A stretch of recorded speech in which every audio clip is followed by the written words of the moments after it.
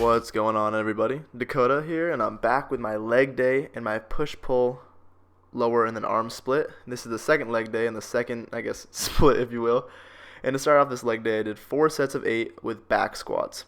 And as you can see, I'm a little new to doing these again. I injured my lower back not too long ago, so that's why I'm using such a little weight compared to, what I could.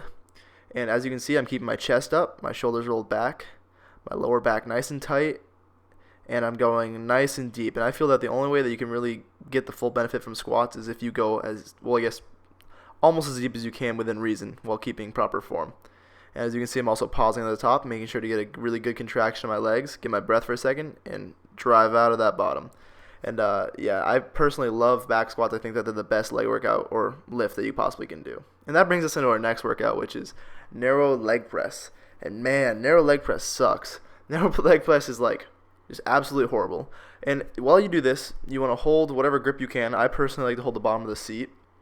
And you don't get the biggest range of motion, but you keep as much tension on your quads as physically possible. And at the top, you get a lockout, but not to the point where your knees hyperextend, go backwards, but just enough where you really tense those quads as much as possible and force as much blood into them as possible. As you can see, I'm not going very heavy. I'm not speeding through them. I'm taking a big pause at the top and making sure to keep all that tension on the quad, which is the most important aspect of this lift. And and that brings us into our third exercise, which is one-leg leg extensions. And personally, I like to do one-leg leg extensions rather than two-leg extensions at the end of my workout, just because I have a slight quad imbalance. And I feel that by doing one leg and really isolating that quad and being able to focus on just one side, it helps me from compensating with my stronger side. And as in all lifts, I start with my weaker side, which is my left side, and make sure that I do all of my reps with the right range of motion, and I try to mimic that with my right leg. So say I fall a couple reps short on my left leg, I make sure to fall a couple reps short on my right leg, just to make sure that I'm not doing more work on one side than the other.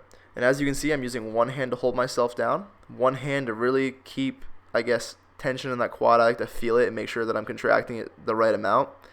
And I'm making sure to hit that same rep range that I hit with my weak leg with my strong leg. And then that brings us into our fourth and fifth exercise, which is a superset of seated hamstring curls with Romanian dumbbell deadlifts.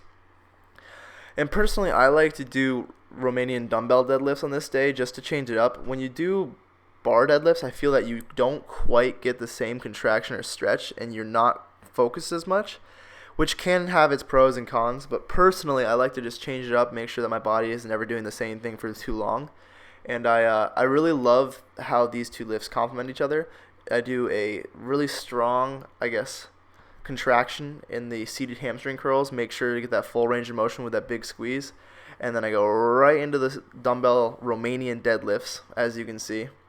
And the way I like to do them is to really focus on getting that stretch at the bottom with a maximum contraction at the top. And by that, I mean when I come to the top, I pivot my hips forward and almost push my heels towards each other, if you will, to really focus on that contraction in those glutes and those hamstrings. And as you can see, I'm trying to keep my head neutral, which is very important when doing almost any lift.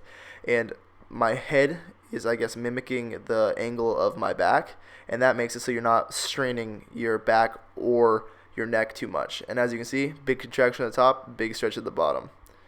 The next lift is seated calf raises. And the way I do this is I did 5 sets of max reps. Personally, I've been dieting for a while here, so I was feeling pretty weak. And what I would do is I would just put 2.5 plates on the bar, and I would do as many reps as I could with a full range of motion. I would try to pause at the top, and then when I started to not be able to hit them as clean as I would want, I'd speed up the reps just to make sure that I keep getting as many as I possibly can. And that's the most important thing for me is to both get that maximum contraction and stretch, but also to just pump those bad boys up as much as possible. Currently, though, I train with a little more volume like calves. But I hope you all enjoyed. If you have any questions, feel free to leave them down below. Thanks. You know I want it, I need it, don't doubt it, I can't live without it. This is everything I've dreamed of, it's everything I've ever wanted. But is it really truly in my plans? Or did God mix up my